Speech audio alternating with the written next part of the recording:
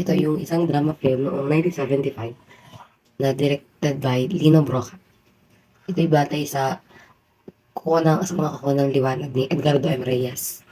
Ito'y about sa mangingisda na si Julio na pumasok sa Manila para maghanap ng trabaho at makita ulit yung kasintahan niya na si Ligaya.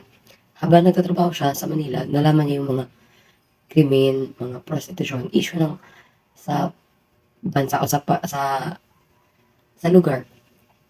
Doon niya din nalaman na si Ligaya ay isang biktima ng prostitusyon.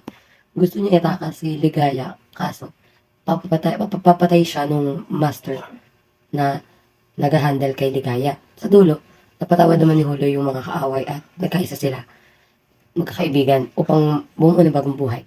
It is a 10 out of 10 for me kasi gusto ko yung mga movies na nagtatakil ng problema talaga ng bansa.